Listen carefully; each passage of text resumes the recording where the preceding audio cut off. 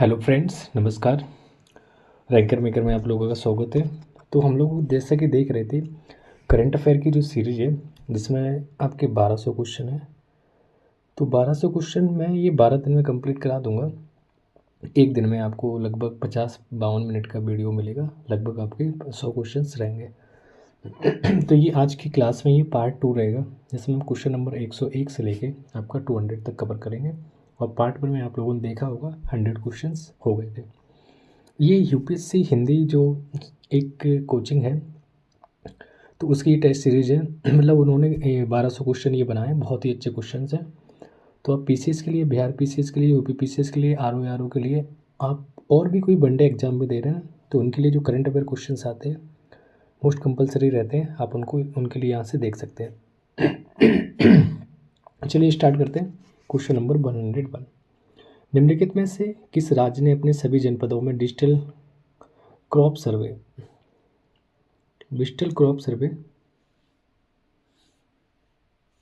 के माध्यम से फसल उत्पादन का आकलन करने का रिकॉर्ड बनाया है? तो उत्तर प्रदेश ने जो 75 जिले हैं उत्तर प्रदेश में 75 जिले में 76वां आपका कुंभ महाकुंभ क्षेत्र जो बन गया है। ठीक है, वो अल्टरनेट है, कुछ दिन के लिए बनाया जब तक महाकुंभ चलेगा 45 दिन के लिए। तो ये 75 जिलों में डिजिटल क्रॉप सर्वे माध्यम से फसल उत्पादन का आकलन करने का रिकॉर्ड बनाया है। ऐसा करने वाला वह देश का पहला राज्य बन गया। नेक्स्ट क्वेश्चन, हाल ही में भारत का पहला चावल एटीएम उड़ीसा में लॉन्च किया गया। तो पहला क्वेश्चन सही से कवर हो गया कि चावल एटीएम कहाँ पे, उड़ीसा में लॉन्च किया गया। इसका क्या नाम है? तो इसका नाम है आपका अन्नपूर्ति अनाज एटीएम। तो इसका नाम है अन्नपूर्ति अनाज एटीएम। ये 5 मिनट में लगभग 50 किलोग्राम तक अनाज दे सकता है और 24 घंटे संचालित किया जाता है। नेक्स्ट, किस पतन पर भारत की पहली एकीकृत कृषि निर्यात सुविधा स्थापित की जाने की योजना है? पतन मतलब बंदरगाह पे। कौन से बंदरगाह पे? ये भारत की एकीकृत कृषि निर्यात सुविधा शुरू होनी है, तो बी हो जाएगा जवाहरलाल नेहरू पतन। हाल ही में जवाहरलाल नेहरू पतन मुंबई पर भारत की पहली एकीकृत कृषि निर्यात सुविधा स्थापित किए जाने की योजना बनाई गई है। निम्नलिखित में से सही कथन का चयन करना है। लिखा है कि उत्तर प्रदेश नोडल विनिधान रीजन ने विनिर्माण क्षेत्र विधेयक के मसौदे को प्रदेश के $1 ट्रिलियन की अर्थव्यवस्था के लक्ष्य प्राप्ति हेतु मंजूरी दी गई। तो उत्तर प्रदेश में जो निर्माण क्षेत्र बोर्ड के अध्यक्ष मुख्यमंत्री कौन है? मुख्यमंत्री होंगे। तो ऑप्शन सी इज राइट है दोनों। क्या यहाँ पे दोनों सही है? हाल ही में उत्तर प्रदेश को $1 ट्रिलियन की अर्थव्यवस्था के रूप में रूपांतरित करने के उद्देश्य से उत्तर प्रदेश जो नोडल विनिधान रीजन निर्माण क्षेत्र विधेयक 2024 के मसौदे को मंजूरी दी गई। और इस कानून को लागू करने वाला उत्तर प्रदेश देश का चौथा राज्य है। उत्तर प्रदेश निर्माण क्षेत्र बोर्ड के अध्यक्ष प्रदेश के मुख्यमंत्री रहेंगे। नेक्स्ट क्वेश्चन है कि 105, निम्नलिखित में से कौन सा देश प्रोजेक्ट नेक्सस का संस्थापक सदस्य नहीं है? प्रोजेक्ट नेक्सस का ऑस्ट्रेलिया आपका संस्थापक सदस्य नहीं है। प्रोजेक्ट नेक्सस की बात करें, एक ये बहुपक्षीय अंतर्राष्ट्रीय पहल है जो कि एक बैंक ऑफ इंटरनेशनल सेटलमेंट्स के जो इनोवेशंस हब के द्वारा शुरू की गई। प्रोजेक्ट नेक्सस के संस्थापक सदस्यों की बात करें तो भारत है, मलेशिया, फिलीपींस, सिंगापुर, थाईलैंड। और इसका जो उद्देश्य तत्काल सीमा पर खुदरा भुगतान को सक्षम बनाना।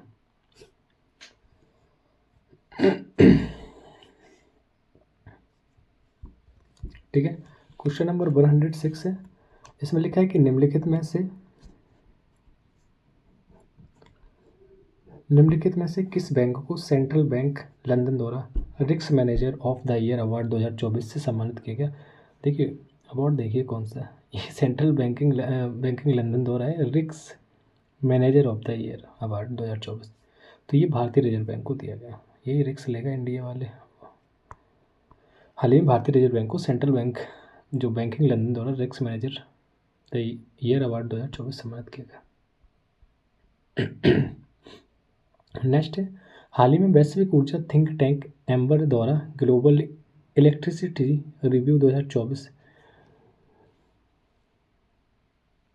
की रिपोर्ट के अनुसार विश्व में वर्ष में 2023 में शीर्ष 3 सौर ऊर्जा जो उत्पादक देशों को सही क्रम बताना। बहुत अच्छा क्वेश्चन है। चीन है, अमेरिका, फिर तीसरे नंबर पर भारत आ जाता है। इस वजह से इंपॉर्टेंट है। तो ऊर्जा के क्षेत्र में भारत तीसरे नंबर पे आ जाता है। ये सौर ऊर्जा के थिंकिंग टैंक की बात कर रहा है। तो वैश्विक ऊर्जा थिंक टैंक ने ग्लोबल जो इलेक्ट्रिसिटी रिव्यू 2024 रिपोर्ट जारी किया, इस रिपोर्ट के अनुसार विश्व में वर्ष 2023 में सौर उत्पादक शीर्ष देश के अनुसार चीन, संयुक्त राज्य अमेरिका और भारत है। नेक्स्ट क्वेश्चन है, हाल ही में जारी विश्व प्रवासन रिपोर्ट 2024 के अनुसार वर्ष 2022 में शीर्ष प्रेषण प्राप्तकर्ता देश कौन है? तो ये आपका ही भारत हो जाएगा। कौन सा? अंतर्राष्ट्रीय प्रवासन संगठन मतलब IOM ने विश्व प्रवासन रिपोर्ट 2024 जारी की। इस रिपोर्ट के अनुसार 2022 में भारत, मैक्सिको, चीन, फिलीपींस और फ्रांस आरोही क्रम में शीर्ष 5 ये धन प्रेषण प्राप्तकर्ता देश है। हाल ही में किस राज्य में केंद्र सरकार ने देश के पहले underground coal gasification pilot project का शुभारंभ किया? तो ये झारखंड ने किया, गैसीफिकेशन पायलट प्रोजेक्ट। तो ये कोयला मंत्रालय ने जो झारखंड के जामताड़ा जिले के कास्ता कोयला ब्लॉक में भूमिगत जो कोयला गैसीकरण मतलब UCG के लिए भारत की पहली पायलट परियोजना शुरू की है।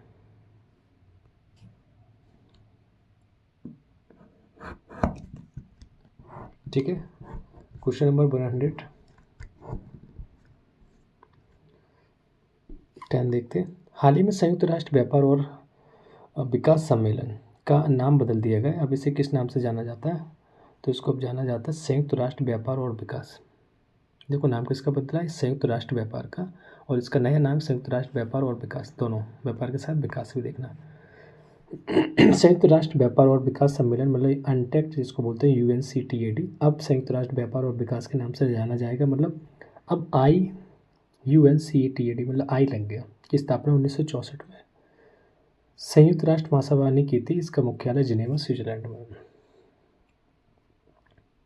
हाल ही में अमेरिकी एरोस्पेस कंपनी बोइंग ने उत्तर प्रदेश के किस जिले में भारत का पहला वितरण केंद्र खोलने की घोषणा की है? तो भारत का पहला वितरण केंद्र आपका बुंदेलखंड में खुलेगा। बोइंग ने खुर्जा जो बुलंदशहर जिला उत्तर प्रदेश में बोइंग इंडिया डिस्ट्रीब्यूशन सेंटर खोलने की घोषणा की है। इसमें लगभग आपका 36,000 वर्ग फुट का यह पार्ट्स वेयर हाउस क्षेत्रीय विमानन ग्राहकों को बेड़े के अधिकतम उपयोग में सहायता करेगा।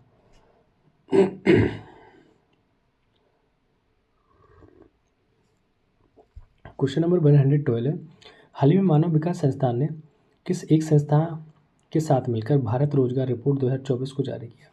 देख लो क्या रिपोर्ट है। भारत बेरोजगार रिपोर्ट 2024 एक अंतर्राष्ट्रीय श्रम संगठन के द्वारा की गई। तो हाल ही में मानव विकास संस्थान ने अंतर्राष्ट्रीय श्रम संगठन के साथ मिलकर भारत रोजगार रिपोर्ट 2024 जारी किया। युवा रोजगार, शिक्षा और कौशल पर यह रिपोर्ट भारत में उभरते आर्थिक, श्रम बाजार, शैक्षिक एवं कौशल परिदृश्य और बदलावों के संदर्भ में युवा रोजगार की चुनौती की जांच करती है। क्वेश्चन नंबर 113 है, लक्षद्वीप में अपनी शाखा खोलने वाला प्रथम निजी क्षेत्र का बैंक कौन सा बना है? तो आपका HDFC है। ये प्राइवेट बैंक है और अपनी बहुत सारी मतलब प्राइवेट बैंक में सबसे बड़ा बैंक है।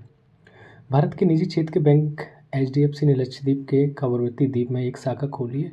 इसके साथ ही HDFC बैंक लक्षद्वीप में शाखा रखने वाला भारत के निजी क्षेत्र का पहला बैंक बन गया।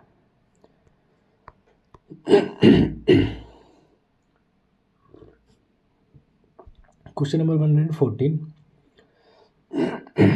गले राज्य ऊर्जा दक्षता सूचकांक 2023 में प्रत्येक समूह में शीर्ष प्रदर्शन करने वाले राज्य मतलब संघ शासित क्षेत्रों की गलत जोड़ी का चयन करना है। तो डी वाला नहीं है। समूह 1 में कर्नाटक है, समूह 2 में आंध्र प्रदेश, समूह 3 में असम, समूह जो 4 है इसमें आपका केंद्र शासित प्रदेश चंडीगढ़ है। राज्य ऊर्जा दक्षता सूचकांक 2023। नेक्स्ट क्वेश्चन 115 है, हाल ही में निम्नलिखित में से किस राज्य में भारत की सबसे बड़ी बैटरी ऊर्जा भंडारण प्रणाली का शुभारंभ किया गया? तो क्वेश्चन क्या है? बैटरी ऊर्जा भंडारण प्रणाली का शुभारंभ किया गया, ये आपका छत्तीसगढ़। तो छत्तीसगढ़ के राजनांद गांव में भारत की सबसे बड़ी बैटरी ऊर्जा भंडारण प्रणाली का शुभारंभ किया गया। इसकी शुरुआत भारतीय सौर ऊर्जा निगम मतलब SECI द्वारा की गई थी। नीति आयोग द्वारा भारत में बहुआयामी निर्धनता वर्ष 2022-23 हेतु कितनी आकलित की गई है? तो ये आपकी 11.28% नीति आयोग द्वारा ये बहुआयामी निर्धनता 11.28 आकलित की गई है। तो भारत में बहुआयामी गरीबी सूचकांक तथा बहुआयामी गरीबी से संबंधित आंकड़ों का आकलन नीति आयोग द्वारा ही किया जाता है। निम्नलिखित में से किस प्रदेश के सर्वाधिक लोग बहुआयामी निर्धनता से बाहर है? तो उत्तर प्रदेश ही है ना। डबल इंजन की सरकार। उत्तर प्रदेश के सर्वाधिक लोग बहुत आयामी या बहुआयामी निर्धनता से बाहर आए हैं, बहुत ही लोग आए इसमें। नीति अवधारणा यह है जारी multi dimensional poverty in India since 2005-6 नामक चर्चा पत्र के अनुसार उत्तर प्रदेश के 5.94 करोड़ लोग बहुआयामी निर्धनता से बाहर निकले हैं। ग्लोबल रिस्क रिपोर्ट 2024 में निम्नलिखित में किस संस्था जारी किया गया? तो ये सी, विश्व आर्थिक मंच। विश्व आर्थिक मंच के द्वारा जो वैश्विक जोखिम रिपोर्ट है 2024 को विश्व आर्थिक मंच मतलब WEF ने जारी किया। इस रिपोर्ट के में साइबर अपराध, कृत्रिम बुद्धिमत्ता के प्रतिकूल परिणाम और चरम मौसम संबंधी घटनाओं को प्रमुख जोखिमों के तौर पर बताया गया। विश्व व्यापार संगठन का जो 13वां मंत्री स्तरीय सम्मेलन कहाँ आयोजित किया गया? तो 13वां मंत्री स्तरीय सम्मेलन आपका अबू धाबी में किया गया। Option D is right. इसको MC30 मतलब कह सकते हैं और 26 फरवरी से लेकर 2 मार्च 2024 के बीच संयुक्त अरब अमीरात के अबू धाबी में आयोजित किया गया था। इस सम्मेलन की अध्यक्षता UAE के विदेश व्यापार राज्य मंत्री मतलब महामहिम डॉक्टर थानी बिन अहमद अल जाउदी ने की थी। हाल ही में चर्चा में रहता चमरान फर्स्ट अनुसंधान उपग्रह निम्नलिखित में से किस देश से संबंधित है? तो चमरान ईरान। ठीक है। हाल ही में ईरान के कायम 100 रॉकेट के जरिए अपने जो चमरान फर्स्ट के अनुसंधान उपग्रह को सफलतापूर्वक कक्षा में प्रक्षेपित किया गया और ये प्रक्षेपण ईरान के एरोस्पेस कार्यक्रम के लिए एक बड़ी उपलब्धि भी है। Next question 121। हाल ही में चर्चा में रहा मालपे और मुल्की क्या है? मालपे और मुल्की क्या है? तो एंटी सबमरीन पोत है ये। मालपे और Mulki 8 anti submarine warfare shallow watercraft परियोजना का क्रमशः है चौथा और 5वां पोत है जिसका जलावतरण हाल ही में कोच्चि में किया गया। हाल ही में कौन सा देश विश्व में कुष्ठ रोग का उन्मूलन करने वाला प्रथम देश बना है? तो ये जॉर्डन बना है। कौन सा देश विश्व में कुष्ठ रोग का उन्मूलन करने वाला प्रथम देश बना है? जॉर्डन। तो जॉर्डन हाल ही में विश्व जो स्वास्थ्य संगठन के अनुसार विश्व में कुष्ठ रोग का उन्मूलन करने वाला प्रथम देश बन गया है। कुष्ठ रोग जो है एक संक्रामक रोग है जो हाथों, पैरों और शरीर के आसपास त्वचा पर गंभीर घाव और तंत्र का क्षति का कारण बनता है। हाल ही में किस राज्य में नेशनल वन हेल्थ मिशन के तत्वाधान में विषाणु युद्ध अभ्यास आयोजित हुआ था? तो ये आपका हुआ था राजस्थान में। तो हाल ही में राजस्थान के अजमेर में नेशनल वन हेल्थ मिशन के तत्वाधान में महामारी से निपटने की तैयारी का आकलन करने हेतु विषाणु युद्ध अभ्यास आयोजित किया गया था। हाल ही में निम्नलिखित में से किस संस्थान पर पहले स्वदेश निर्मित प्रदूषण नियंत्रण पोत समुद्र प्रताप को लॉन्च किया गया? समुद्र प्रताप ये गोवा से लॉन्च किया गया। भारतीय तटरक्षक बल का ये पहला स्वदेशी रूप से विकसित प्रदूषण नियंत्रक पोत समुद्र प्रताप का गोवा में रक्षा मंत्री की जो उपस्थिति में जलावतरण किया गया। हाल ही में भारत में स्वदेशी हैबिस्योर नामक टीके को लॉन्च किया गया। यह टीका निम्नलिखित किस बीमारी से संबंधित है? तो ये हेपेटाइटिस ए। स्वदेशी हैबिस्योर मतलब हेपेटाइटिस ए। ठीक है। यह सार्वजनिक स्वास्थ्य में महत्वपूर्ण योगदान के लिए तैयार किया गया। निम्नलिखित में से किन राज्यों में नए मोर अभ्यारण्यों की स्थापना की घोषणा की गई? तो मोर अभ्यारण्य पूछा जाएगा, मोदी जी का फेवरेट पक्षी है। कर्नाटक, केरल। तो हाल ही में केंद्रीय पर्यावरण और वन जलवायु मंत्री जो हैं आपके परिवर्तन मंत्री श्री भूपेंद्र यादव ने भारत में 2 नए मोर अभ्यारण्य बनाने की घोषणा की। कर्नाटक में आदि चुंचनगिरी और केरल में चुल्लनुआर में। तो ध्यान देना इन दोनों जगहों का, आदि चुंचनगिरी और केरल में चुल्लनुआर, एक कर्नाटक में केरल में।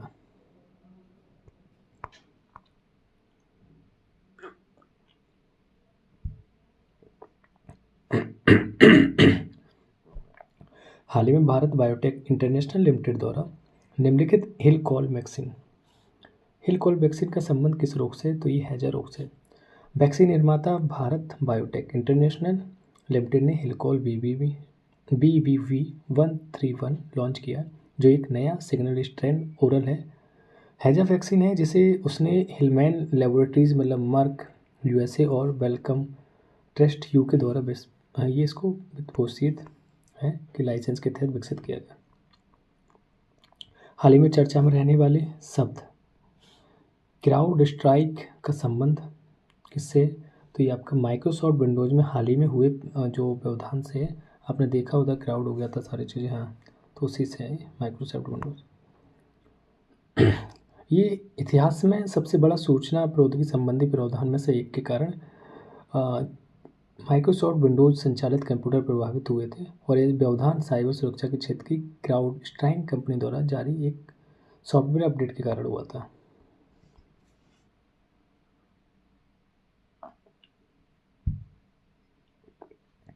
हाल ही में चर्चा में रहा ECO मतलब इको जैन का संबंध किससे?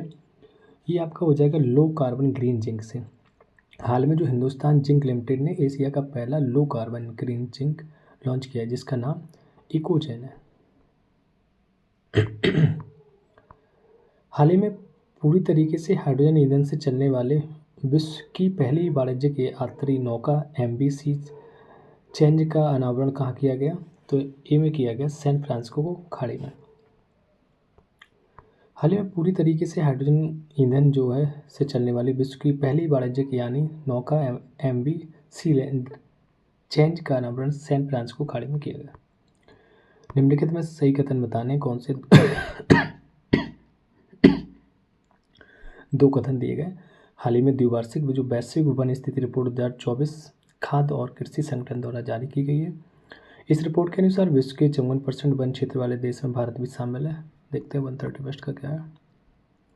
ये सही है, केवल पहला ही सही है क्योंकि हाल ही में द्विवार्षिक रिपोर्ट वन स्थिति रिपोर्ट 2024 है जो खाद्य और कृषि संगठन द्वारा जारी की गई, ये सही है।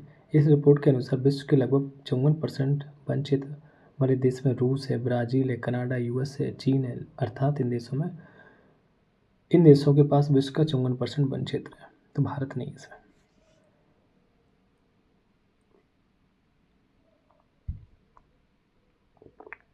हाल ही में ट्राई नाइट्रोटाल्यूइन TNT से 2.01 गुना घातक किस विस्फोटक का विकास भारत द्वारा किया गया? ऐसा विकास कर रहा है भारत, तो इस सेबेक्स 2 है। भारतीय नौसेना द्वारा प्रमाणित सेबेक्स 2 विस्फोटक शक्ति में एक छलांग है जिसमें 2.01 की TNT समतुल्यता है।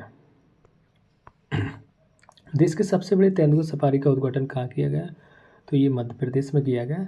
बन्नेरघट्टा बायोलॉजिकल पार्क बेंगलुरु कर्नाटक में देश के सबसे बड़े तेंदुआ सफारी का उद्घाटन किया गया। ओपेक्स वायुसेना अभ्यास का आयोजन किन देशों के मध्य किया गया? तो ओपेक्स की बात करेंगे भारत मिस्र अभ्यास ओपेक्स 2024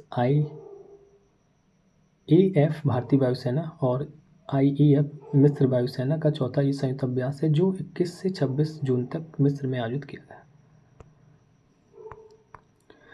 हाल ही में भारत के पहले अंतरिक्ष पर्यटक कौन बने हैं? तो ये आपके गोपी थोटाकुरा।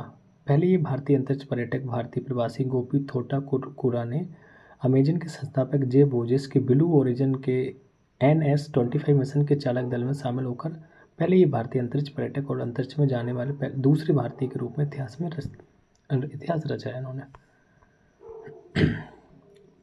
36 क्वेश्चन नंबर है कि नासा के GOES-U सैटेलाइट का संबंध है।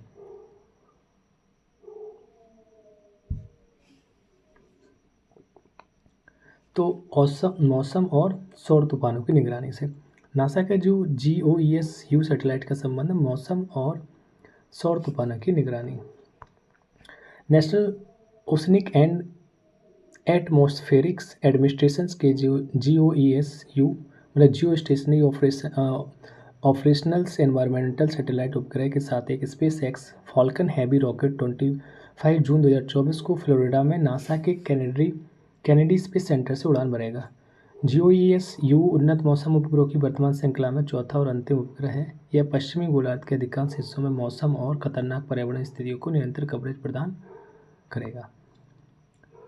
क्वेश्चन नंबर 137 है संयुक्त राष्ट्र ने किस वर्ष को अंतर्राष्ट्रीय क्वांटम विज्ञान और प्रौद्योगिकी वर्ष बनाने की घोषणा की है? ध्यान देना, अंतर्राष्ट्रीय क्वांटम विज्ञान और प्रौद्योगिकी वर्ष बनाने की घोषणा की है। ऑप्शन बी 2025 तक। 7 जून 2024 को संयुक्त राष्ट्र ने आधिकारिक तौर पर क्वांटम प्रौद्योगिकी के महत्व और क्षमता को मान्यता दी, जब महासभा की बैठक ने 2025 को क्वांटम विज्ञान और प्रौद्योगिकी IYQ का अंतर्राष्ट्रीय वर्ष घोषित किया था।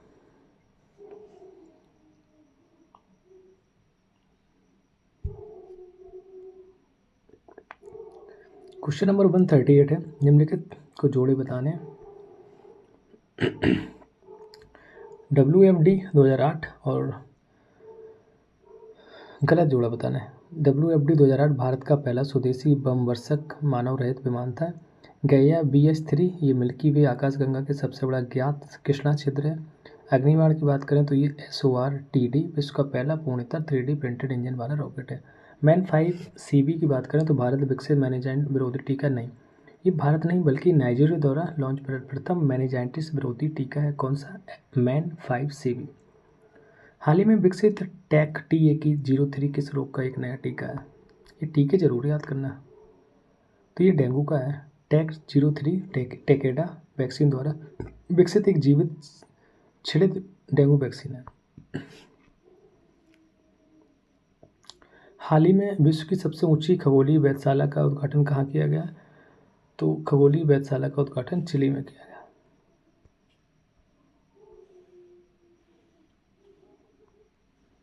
सबसे ऊंची खगोलीय वेधशाला चिली।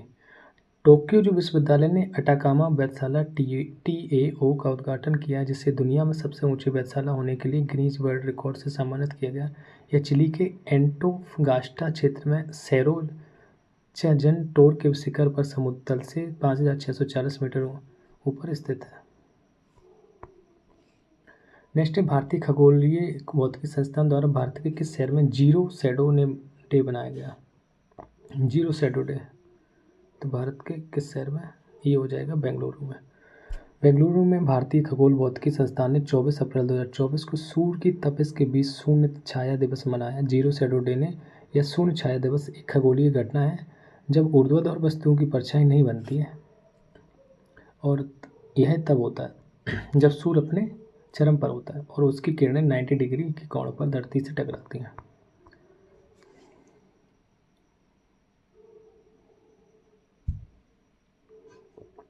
हाल ही में चर्चा में रहा चांग-E6। चांग-E6 चंद्र मिशन किस देश का संबंधित है? तो पता, चांग से चीन। चांग-E6 ये चंद्रमा मिशन है, चीन का एक मानव रहित चंद्र अन्वेषण मिशन था। इस मिशन के जरिए चीन ने चंद्रमा के दूरवर्ती हिस्से में नमूने इकट्ठे किए और उन्हें पृथ्वी पर लाया। हाल ही में भारत की सबसे बड़ी जलवायु घड़ी कहाँ स्थापित की गई है? तो भारत की सबसे बड़ी जलवायु घड़ी की बात करें, ये आपका हो जाएगा CSIR नई दिल्ली में। हाल ही में वैज्ञानिक एवं औद्योगिक अनुसंधान परिषद मतलब CSIR ने पृथ्वी दिवस समारोह के एक भाग के रूप में नई दिल्ली स्थित CSIR मुख्यालय में भारत की सबसे बड़ी जलवायु घड़ी स्थापित और सक्रिय की। निम्नलिखित में सही कथन बताना। 2 कथन दिए गए। हाल ही में विश्व का पहला साइबर क्राइम सूचकांक ऑक्सफोर्ड विश्वविद्यालय और UNSW द्वारा जारी किया गया। सही है। इस सूचकांक में अमेरिका प्रथम स्थान पर नहीं, अमेरिका इसमें प्रथम स्थान पर नहीं देखते। तो हाल ही में विश्व का पहला साइबर क्राइम सूचकांक ऑक्सफोर्ड विश्वविद्यालय और UNSW द्वारा जारी किया गया। इस सूची में अमेरिका नहीं बल्कि रूस प्रथम स्थान पर है, दूसरे स्थान पर यूक्रेन है तथा तीसरे स्थान पर चीन है। भारत इस रिपोर्ट में 10वां स्थान है। निम्नलिखित में सही कथन बताना है। 145 क्वेश्चन नंबर है। 2 कथन दिए गए। ब्रह्मांड के रहस्य का पता लगाने हेतु विश्व का सबसे बड़ा कैमरा बेरासी यूरोपियन वेधशाला चिली में स्थापित किया गया है। इस कैमरे का नाम legacy survey of space and time LSST camera है। ये ऑप्शन दोनों सही दोनों सही। यह सही कि ब्रह्मांड के रहस्य का पता लगाने हेतु विश्व का सबसे बड़ा कैमरा बेरासी यूरोपियन वेधशाला चिली में स्थापित किया गया। यह भी सही है कि इस कैमरे का नाम legacy survey of space and times LSST camera है। भारत सरकार ने कितने वर्षों के लिए इंडिया AI मिशन को मंजूरी दी है? तो 5 वर्षों के लिए। हाल ही में भारत सरकार ने 5 वर्षों के लिए इंडिया AI मिशन को मंजूरी प्रदान की है। मिशन का उद्देश्य AI प्रणालियों के विकास और परीक्षण का समर्थन करने के लिए भारत में एक मजबूत AI कंप्यूटिंग बुनियादी ढांचे की स्थापना करना है।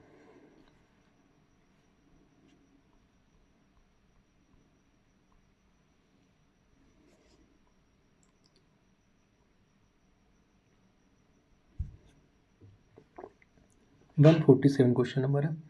निम्नलिखित में से किस राज्य ने भारत के पहले AI शिक्षक रोबोट आइरिस का अनावरण किया? तो ये केरल है। केरल के एक स्कूल में भारत की पहली AI टीचर को पेश किया गया जिसका नाम है IRIS। हाल ही में किस संस्था द्वारा global best management outlook 2024 report जारी की गई? तो ये की गई आपके UNEP द्वारा। वैश्विक अवसर प्रबंधन आउटलुक 2024 रिपोर्ट अंतर्राष्ट्रीय पर्यावरण प्रौद्योगिकी केंद्र UNEP जारी की है। ग्लोबल बेस्ट मैनेजमेंट आउटलुक 2024 की रिपोर्ट का कहना है कि अगर अब भी कुछ नहीं किया गया तो 2050 में दुनिया को कचरा प्रबंधन की दोगुनी लागत चुकानी पड़ेगी।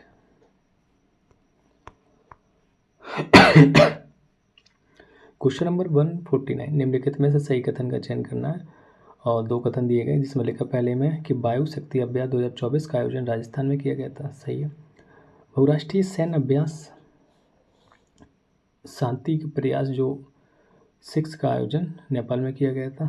ये भी सही, ऑप्शन सी इज राइट, दोनों सही है। बहुशक्ति जो 2024 अभ्यास भारतीय वायुसेना द्वारा 17 फरवरी 2024 को राजस्थान के जैसलमेर के पास पोखरण के एयर टू ग्राउंड रेंज में आयोजित किया गया था। तो बहुराष्ट्रीय सैन्य अभ्यास शांति प्रयास 20 फरवरी से 4 मार्च 2024 तक नेपाल में आयोजित किया गया था। ऊपर गलत छपा है, चौथा होगा, वो छठ में लिखा है। ठीक है। हाल ही में एंटीबायोटिक दवाई के उपयोग को नियंत्रित करने के लिए केरल सरकार ने निम्नलिखित में से कौन सी योजना शुरू करने की घोषणा की है? तो ये ऑपरेशन अमृत। केरल के औषधि नियंत्रण विभाग ने एंटीबायोटिक के अत्यधिक उपयोग पर अंकुश लगाने के लिए ऑपरेशन अमृत शुरू किया है। इसमें यह भी प्रावधान है कि डॉक्टर के पर्चे के बिना एंटीबायोटिक दवाएं नहीं बेची जाएंगी। निम्नलिखित में से सही कथन का चयन करना है। पेरिस ओलंपिक 2024 में कुल खेलों की संख्या 32 थी। सही है। इस ओलंपिक में कुल 10,000 खिलाड़ियों ने भाग लिया था। ये गलत है। इस खेल में जो है आपके 10,000 नहीं बल्कि 10,500 ने खिलाड़ियों ने भाग लिया था।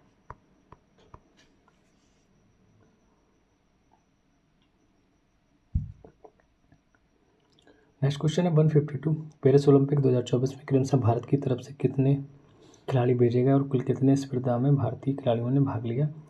तो भेजे गए की बात करें 117 भेजे गए थे और 69 ने भाग लिया।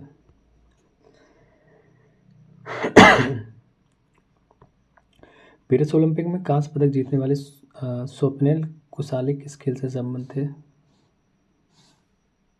ये शूटिंग से संबंधित है। पेरिस ओलंपिक में स्वप्निल ने शूटिंग कांस्य पदक जीता और इन्होंने पुरुषों की जो 50 मीटर शूटिंग में यह पदक जीता था। निम्नलिखित में सही कथन का चयन करना है। पेरिस ओलंपिक 2024 में सर्वाधिक स्वर्ण पदक जीतने वाले खिलाड़ी मार्शेल लियोन बने हैं। मार्शेल लियोन शूटिंग से संबंधित हैं, तो पहला सही है। यह शूटिंग से नहीं बल्कि तैराकी से संबंधित इन्होंने 4 स्वर्ण और 1 कांस्य कुल 5 पदक जीते। ऐसा होना चाहिए, 4 स्वर्ण ही थे उनके। निम्नलिखित में से किस खिलाड़ी ने पेरिस ओलंपिक 2024 में सर्वाधिक पदक जीते? मार्शेल लियोन, अभी हम लोगों ने देखा ना, आई थिंक यही होना चाहिए। अच्छा सी, झांग यूफेई ने। झांग यूफेई एक तैराक हैं और इन्होंने पेरिस ओलंपिक 2024 में सर्वाधिक पदक जीते जिन्होंने कुल 6 पदक जीते जिसमें से 1 रजत और 5 कांस्य पदक शामिल है। उन्होंने 5 ही जीते थे।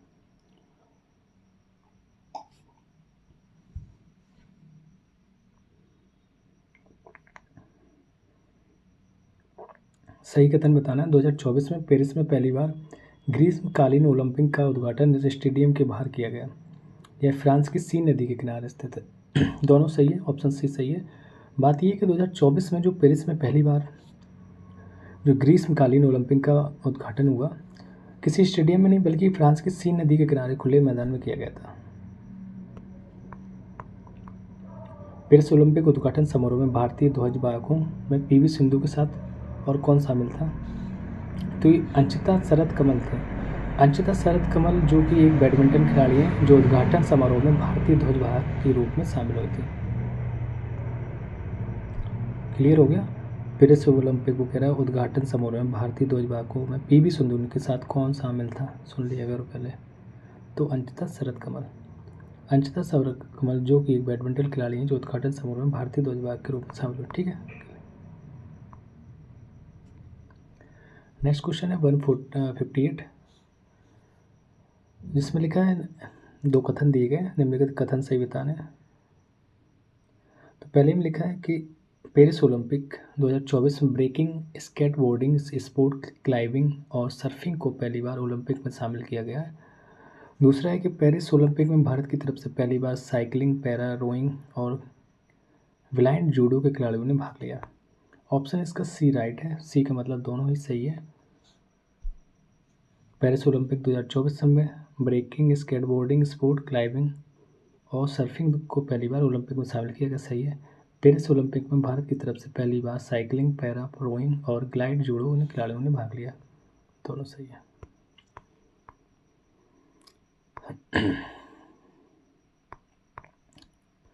वन 159 निम्नलिखित में से किस भारतीय कृति को यूनेस्को के memory of the world regional register में शामिल नहीं किया गया? तो भगवत गीता को नहीं किया गया। रामचरितमानस, पंचतत्व और सहृदय लोकन को यूनेस्को में के memory of the world Asia Pacific region register में शामिल किया गया। यह समावेशन भारत के लिए एक गौरव का क्षण है जिससे देश की समृद्ध साहित्यिक विरासत और सांस्कृतिक विरासत की पुष्टि हुई है। हाल ही में किस देश ने दुनिया के पहले एआई संचालित डिजिटल प्रवक्ता का अनावरण किया? तो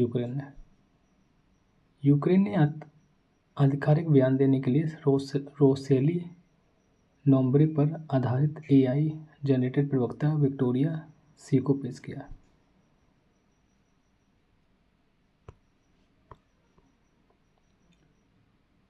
निम्नलिखित में से सही कथन का चयन करना। हाल ही में खबरों में रहा क्रिस्टल मेज 2 वायु से प्रक्षेपित की जाने वाली बैलिस्टिक मिसाइल है, सही है। दूसरे, हाल ही में नवाब सलाम को अंतर्राष्ट्रीय न्यायालय का नया अध्यक्ष नियुक्त किया गया, ये भी सही है। बात करते हैं क्रिस्टल मेज 2 एक हवा से सतह पर मार करने वाली बैलिस्टिक मिसाइल है जिसे इजराइल ने विकसित किया है। इसे रॉक्स के नाम से भी जाना जाता है। भारत ने इस मिसाइल का सफलतापूर्वक परीक्षण किया है। न्यायाधीश नवाब सलाम लेबनान को 3 साल की अवधि के लिए अंतर्राष्ट्रीय न्यायालय मतलब हैग का अध्यक्ष चुना गया। निम्नलिखित में सही कथन बताने। पहला कथन है माउंट एवरेस्ट को फतह करने वाली सबसे कम उम्र की महिला ज्योति रात्रे बनी है। माउंट एवरेस्ट पर चढ़ने वाली सबसे उम्रदराज भारतीय महिला काम्या कार्तिकेयन बनी है। देखते हैं 162 का डी सही है, इसमें से कोई भी नहीं है। तो सही की बात करते हैं, कौन सा है? माउंट एवरेस्ट को फतह करने वाली सबसे कम उम्र की महिला काम्या कार्तिकेयन बनी है तथा माउंट एवरेस्ट पर चढ़ने वाली सबसे उम्रदराज भारतीय महिला ज्योति रात्रे बनी है। मतलब दोनों उल्टे दिए थे।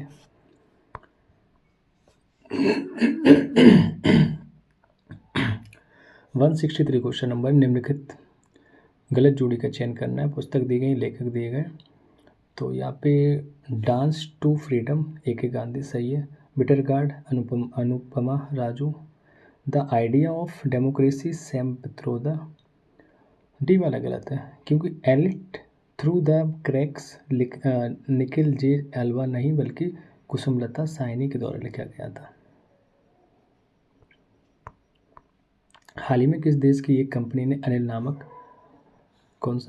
नामक नाभिकीय ईंधन विकसित किया गया? तो ये अमेरिका में।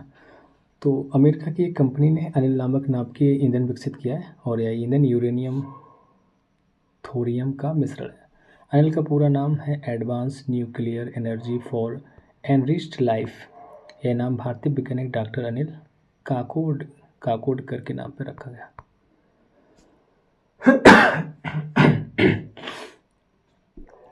निम्नलिखित में से सही कथन का चयन करना है। डिजिटल हेल्थ पर ग्लोबल इनिशिएटिव विश्व स्वास्थ्य संगठन द्वारा लॉन्च किया गया था। प्रधानमंत्री नरेंद्र मोदी ने भारत के दूसरे स्पेस पोर्ट की आधारशिला कर्नाटक में रखी। ऑप्शन यहाँ पे ए सही है।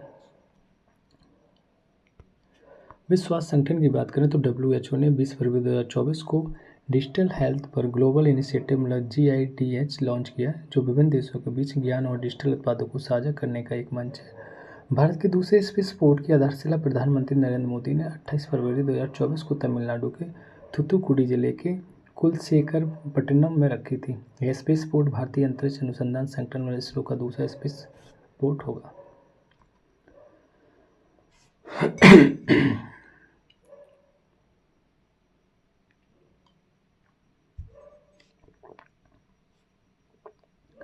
वन 166 क्वेश्चन नंबर है, भारतीय वायु सेवा के नए अध्यक्ष के रूप में किसे नियुक्त किया गया? Air chief martial Amarpreet Singh.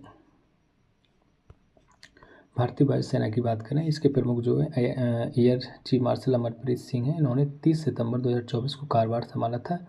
इन्होंने पूर्व air chief marshal VR Chaudhary की जगह ली है।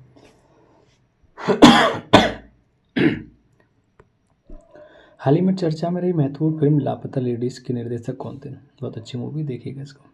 तो ये किरण राव थे। किरण राव की फिल्म लापता लेडीज को 97वें अकादमी पुरस्कार 2025 में अंतर्राष्ट्रीय फीचर फिल्म श्रेणी के लिए भारत की आधिकारिक प्रविष्टि के रूप में चुना गया। अच्छी मूवी है, देखिएगा जरूर। हाँ तो देख लेना। और एक बार, निम्नलिखित में से सही कथन का चयन करना। मिस यूनिवर्स इंडिया 2024 का ग्रैंड फिनाले मुंबई में आयोजित किया गया। बिल्कुल मुंबई में। इस प्रतियोगिता की विजेता, अच्छा मिस वर्ल्ड किया गया था। इस प्रतियोगिता की विजेता आलिया सलीम बनी है, तो यहाँ पे दोनों ही गलत है। दरअसल मिस यूनिवर्स इंडिया 2024 का ग्रैंड फाइनल मुंबई में नहीं बल्कि जयपुर राजस्थान में आयोजित हुआ था। इस प्रतियोगिता की विजेता रिया सिंघा बनी थी। 169 क्वेश्चन नंबर, 70वें राष्ट्रीय फिल्म पुरस्कार वर्ष 2022 के लिए किसे सर्वश्रेष्ठ अभिनेता घोषित किया गया? तो ऋषभ शेट्टी को किया गया। साल 2022 के लिए 70वें राष्ट्रीय फिल्म पुरस्कार में ऋषभ शेट्टी को सर्वश्रेष्ठ अभिनेता पुरस्कार मिला। ऋषभ शेट्टी को फिल्म कंतारा में उनके अभिनय के लिए सर्वश्रेष्ठ अभिनेता का पुरस्कार दिया गया, जबकि नित्या मेनन को थिरुचित्रपल्लम में उनके अभिनय के लिए सर्वश्रेष्ठ अभिनेत्री का पुरस्कार दिया गया। 170 क्वेश्चन नंबर, निम्नलिखित पुस्तकों पर विचार करें तथा उनके लेखक गलत जोड़े का चयन है, बताना है कौन सा। तो सी गलत है। Thoughts of Gaza from Gaza, ये सौम्यव्रत चौधरी ने लिखी, सही है। लॉन्ग आइलैंड कोलम टोइविन ने, सही है। 9 यार्ड साड़ीज प्रशांति राम ने लिखी। द वाटर शेड मूवमेंट की बात करें तो अनिकेत घनश्याम थे, और वाइड वुमेन अनिरुद्धि सुब्रमण्यम।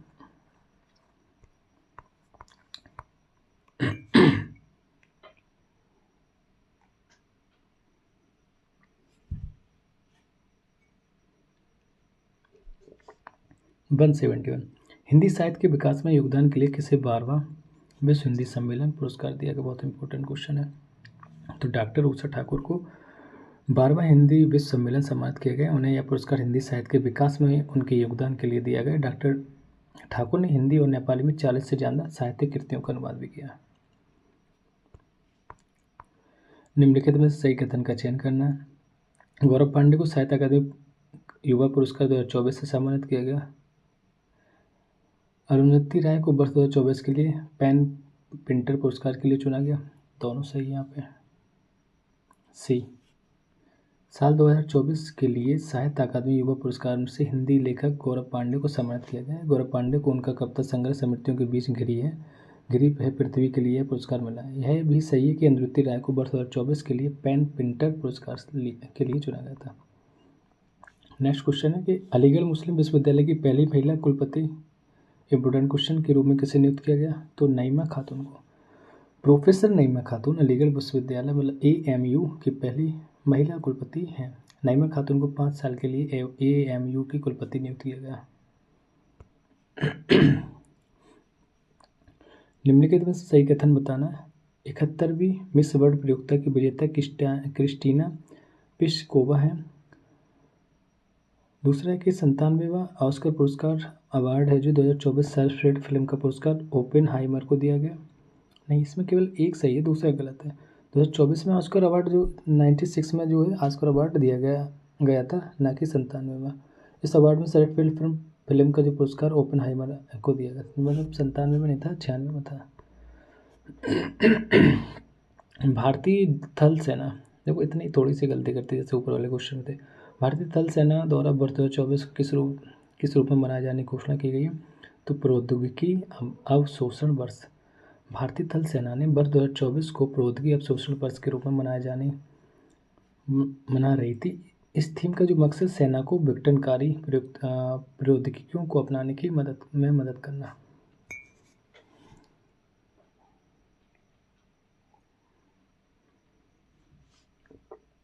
हाल ही में किस राज्य में 108 स्थानों पर सार्वजनिक लोगों द्वारा एक साथ सूर्य नमस्कार करके गिनीज वर्ल्ड रिकॉर्ड बनाया गया? तो ये गुजरात।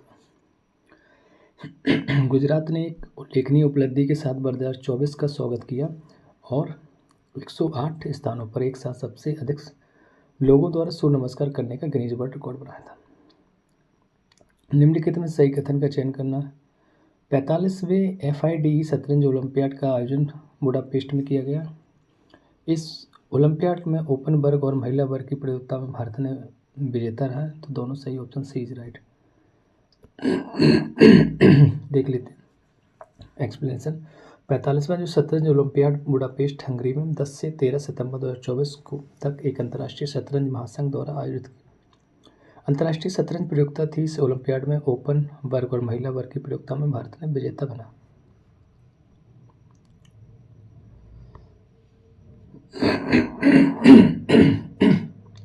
नेक्स्ट, वर्ष 2026 के राष्ट्रमंडल खेलों का आयोजन कहाँ किया जाएगा? तो स्कॉटलैंड में। 26 में जो राष्ट्रमंडल खेलों का आयोजन स्कॉटलैंड के ग्लासगो शहर में किया जाएगा। पहले इन खेलों की जो मेजबानी ऑस्ट्रेलिया के विक्टोरिया राज्य में होने वाली थी, लेकिन बढ़ते खर्चों के कारण ऑस्ट्रेलिया ने जुलाई 2023 में मेजबानी से अपना नाम वापस ले लिया था। खर्चे भी होते हैं।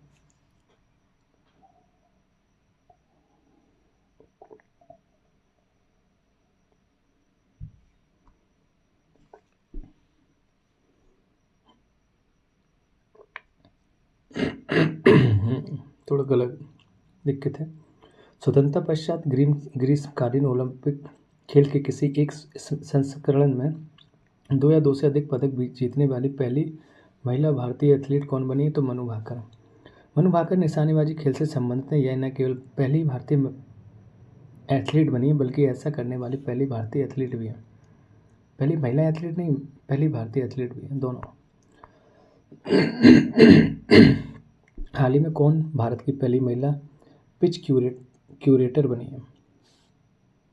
क्यूरेटर तो जैसिता कल्याण ने महिला प्रीमियर लीग WPL के बहुप्रतीक्षित दूसरे संस्करण की शुरुआत के साथ देश की पहली महिला पिच क्यूरेटर के रूप में खेल इतिहास में अपना नाम दर्ज कराया।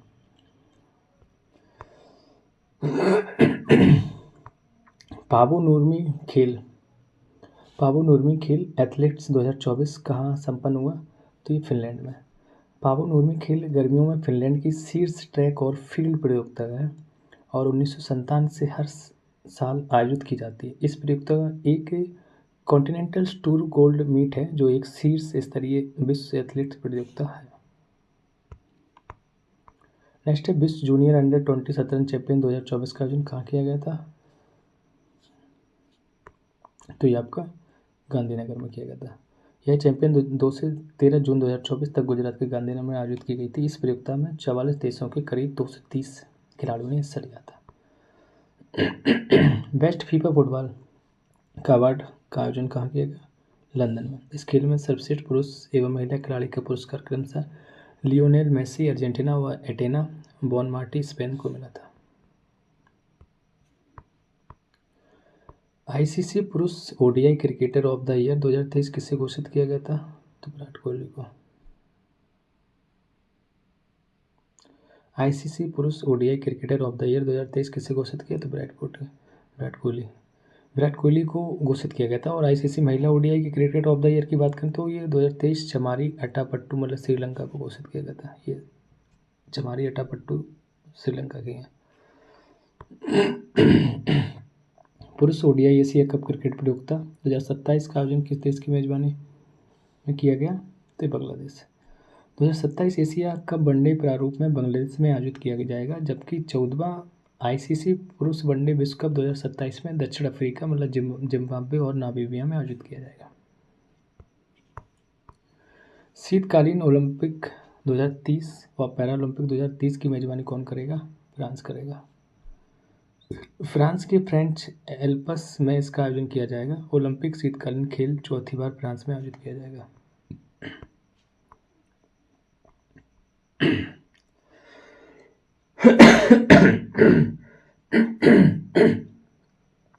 नेक्स्ट, निम्नलिखित में से सही कथन का चयन करना है। लिखा है कि 11 जुलाई 2024 को पहला अंतर्राष्ट्रीय खेल दिवस मनाया गया। नहीं, गलत, सरासर पता है ना सबको। राजा रणधीर सिंह को एशियाई ओलंपिक परिषद का पहला भारतीय अध्यक्ष चुना गया था। सही है, चुना गया। तो 11 जुलाई नहीं बल्कि 11 जून 2024 को पहला अंतर्राष्ट्रीय खेल दिवस मनाया गया था। तथा यह सही है कि राणा रणधीर सिंह को एशियाई ओलंपिक परिषद का पहला भारतीय अध्यक्ष चुना गया। राजा नहीं, राणा होना चाहिए। Dada Saheb Phalke international film festival 2024 award में सर्वश्रेष्ठ अभिनेत्री का अवार्ड किसे दिया गया? तो रानी मुखर्जी को दिया गया। कहाँ रानी जी? ये ऐसे मिसेज पुरस्कार जो Mrs Chatterjee versus Norway film के लिए दिया गया। इस फेस्टिवल में सर्वश्रेष्ठ अभिनेता का खिताब शाहरुख खान को उनकी जवान मूवी के लिए दिया गया था। निम्नलिखित में से सही कथन चयन करें। महिलाओं की 8वीं एशियाई चैंपियंस ट्रॉफी 2024 राजगीर बिहार में आयोजित की जाएगी। सही है, महिलाओं की 8वीं जो चैंपियनशिप ट्रॉफी है। पुरुष T20 एशिया कप प्रतियोगिता 2025 का आयोजन भारत में किया जाएगा। ये भी सही है। तो ये 8वीं जो एशियाई चैंपियन ट्रॉफी 2024 राजगीर बिहार में आयोजित की जाएगी। तथा यह भी सही है कि पुरुष T20 एशिया कप प्रतियोगिता 2025 का आयोजन भारत में ही किया जाएगा। थोड़ा सा क्वेश्चन हो रहा है। निम्नलिखित में से सही कथन का चयन करना है। हाल ही में सर्वश्रेष्ठ फीफा पुरुष खिलाड़ी का पुरस्कार रोनाल्डो को दिया गया है। हाल ही में सर्वश्रेष्ठ फीफा महिला खिलाड़ी का पुरस्कार एतना बॉनमार्टी को दिया गया। तो इसका आंसर है वो केवल दूसरा सही है। सर्वश्रेष्ठ फीफा पुरुष खिलाड़ी का पुरस्कार रोनाल्डो नहीं बल्कि लियोनेल मेसी को दिया गया। यह पुरस्कार लंदन में आयोजित बेस्ट फीफा फुटबॉल अवार्ड 2023 समारोह में दिए गए हैं। सर्वश्रेष्ठ फीफा महिला खिलाड़ी का पुरस्कार एतना बॉनमार्टी को दिया गया। निम्नलिखित में से सही कथन का चयन करना है। यहाँ भी तो दोनों ही सही है। रामनाथ कोविंद की अध्यक्षता वाली समिति एक राष्ट्र एक चुनाव से संबंधित है। बिल्कुल सही है। एक राष्ट्र एक चुनाव का संदर्भ लोकसभा सभी राज्य विधानसभा चुनाव है तो एक साथ कराए जाने का चुनाव से संबंधित है। सही है।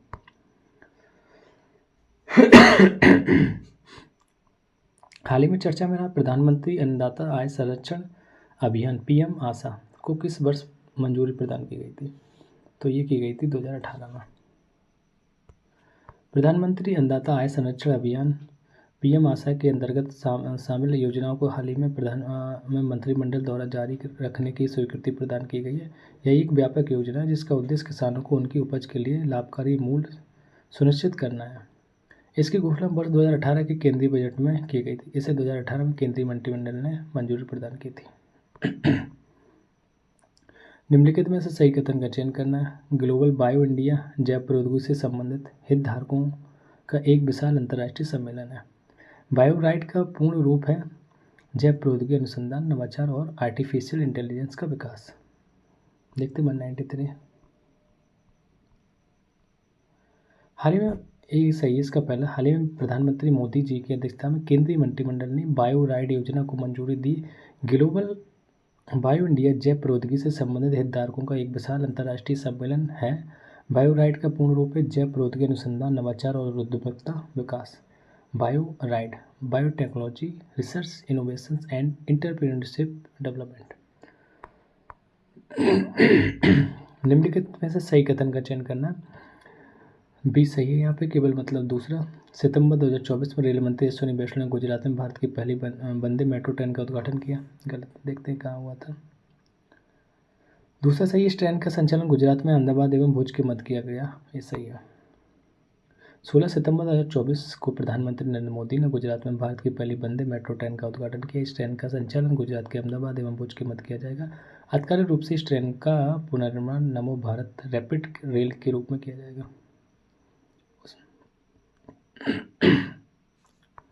मोदी जी ने उसमें रेल मंत्री का नाम था। हाल ही में चर्चा में रहा मिशन मौसम मुख्य रूप से किस मंत्रालय द्वारा कार्यान्वित किया जाएगा? तो पृथ्वी विज्ञान मंत्रालय।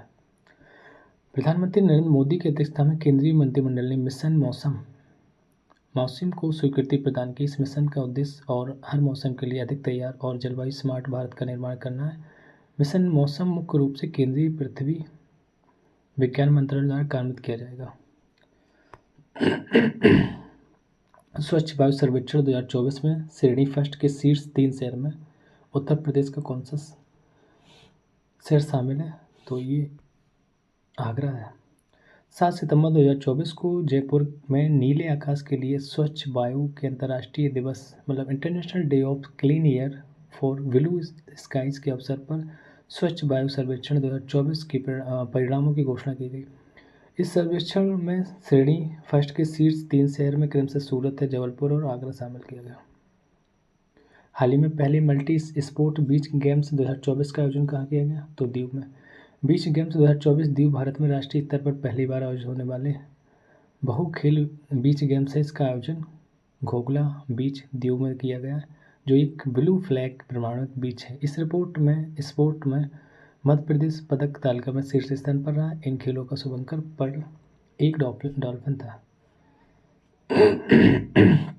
हाल ही में किसकी अध्यक्षता में समलैंगिकता मामले हेतु 6 सदस्य समिति बनाई गई है? तो ये आपका राजीव गौबा। हाल ही में राजीव गौबा की अध्यक्षता में समलैंगिक के मामले में 6 सदस्यीय समिति का गठन किया गया।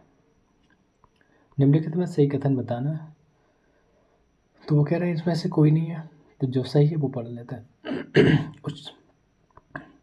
उच्चतम न्यायालय ने मणिपुर में राहत एवं पुनर्वास कार्यों की निगरानी के लिए अजय लामा नहीं बल्कि न्यायमूर्ति गीता मित्तल की अध्यक्षता में एक समिति का गठन किया है तथा मणिपुर हिस्सा की जांच हेतु न्यायमूर्ति गीता मित्तल नहीं बल्कि अजय लामा की अध्यक्षता में एक आयोग का गठन किया गया। आयोग किसके अंडर में? अजय लामा की अध्यक्षता में आयोग का गठन किया। और उच्चतम न्यायालय मणिपुर में राहत जो पुनर्वास की अजय लामा नहीं बल्कि न्यायमूर्ति गीता मित्तल की अध्यक्षता में समिति का गठन किया गया। समझना है दोनों को। हाल ही में यूनेस्को विश्व धरोहर समिति को 46वीं बैठक का आयोजन दिल्ली में किया गया। इस बैठक में प्रतीक चिन्ह के रूप में किसी मंदिर को चुना गया? तो विजय विट्ठल मंदिर को चुना गया। भारत में पहली बार यूनेस्को विश्व धरोहर समिति की बैठक का आयोजन किया गया है। यह यूनेस्को विश्व धरोहर समिति की 46वीं बैठक थी। बैठक में प्रतीक चिन्ह के रूप में हम्पी कर्नाटक के विजय विट्ठल मंदिर को चुना गया। आई होप आप लोगों को ये सीरीज पसंद आ रही होगी। आज ये पार्ट 2 था जिसमें 200 क्वेश्चन तक मतलब 101 से लेके 200 क्वेश्चन नंबर तक कवर किया। पार्ट 1 में 1 से लेके 100 तक किया था। तो ये 1200 क्वेश्चन यूपीएससी हिंदी वाली जो कोचिंग है उसके बहुत अच्छी कोचिंग है। देखिए इसका कोई ऑफिशियल चैनल ये नहीं है, बट आपको वहाँ पे क्वेश्चंस कराए जा रहे हैं, तो आप लोग देख सकते हैं। बहुत अच्छा मटेरियल है इसका। ठीक है, 1200 क्वेश्चन लगभग 10-12 दिन में इसको